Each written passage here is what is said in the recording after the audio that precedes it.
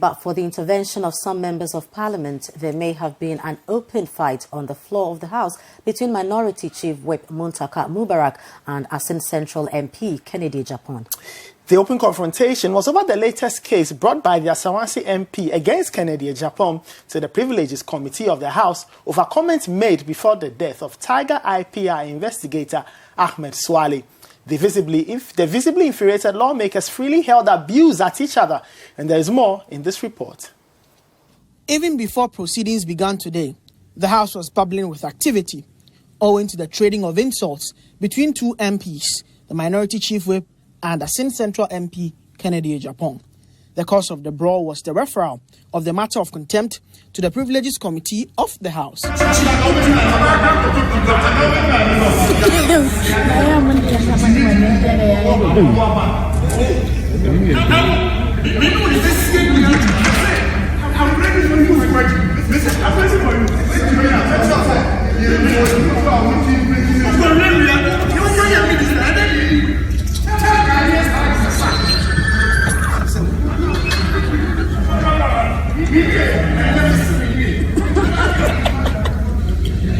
According to Vice Chairman of the Privileges Committee, Andrew Mesa, the committee would soon determine when to call the latest Kennedy Agyapong contempt case. So some other stories, and the Medical and Dental Council seems helpless after all of its efforts to close down the Obengfo hospital and stop its owner, Dr. Dominic Obengfo Ando, from illegal practice. The health center continues to operate after several attempts by the council, including locking down the facility several times. There's more in this report. The Medical and Dental Council's effort to have Dr. Obengfo face the law hit a snag after a circuit court discharged Dr. Obengfo on the basis of a warrant of prosecution on charges he was operating a health facility without a license. The court, presided over by Mrs. Priscilla Dapamreku, explained that prosecution failed to comply with an order to provide lawyers of Dr. Obengfo some documents needed for the trial of the case after several warnings, a claim the council vehemently discredits. Commenting on the continuous operations of the Obengfo Hospital, the registrar of the council, Dr. E.K. Atibui, said his outfit could only caution the public to desist from patronizing the center. So we as a council have done our part. We went back to the police to get them informed when we learned that the institution had become operational irrespective of the fact that it was closed down. We went again with them for that institution to be closed again. We went a third time. Unfortunately, the Medical and Dental Council is not a law enforcing agency. Now, away from that, all is set for Ayawaso West Legon by-elections tomorrow. 4 candidates representing the New Patriotic Party, the National Democratic Congress, the Progressive People's Party, and the New Fangled Liberal Party of Ghana engaged in the last-minute moves ahead of tomorrow's by-election at the Ayawaso West Legon constituency. City News' Hansen Ashaiman explores the dynamics that will dictate where victory will swing. The hoisted flags on the streets reflect the seriousness attached to the seat. The Ayawaso West Legon is perceived as one of the elite constituencies in the country. Prestigious areas like Legon, East Legon, Jolu, and byelection are few of the areas within it. Its residents are seen to be in the middle class in society.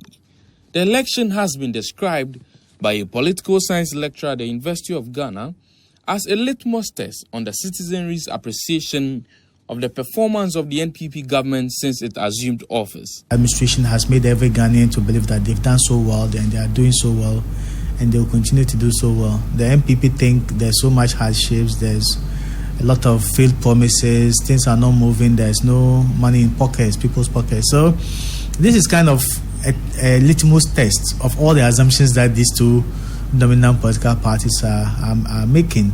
So if the NPP retain the seat, then it means they've done so well over the past 2 years, and it's going to be like a trump card, a bargain right for them moving to 2020. Let's get to some other stories. And despite several calls for traders plying their trade along the shoulders of the road around the central business area at Ashaiman to move away, the traders continue to do brisk business by the road, throwing caution to the wind. City News' Tema correspondent Elvis Washington has been following developments in the area and has filed this report.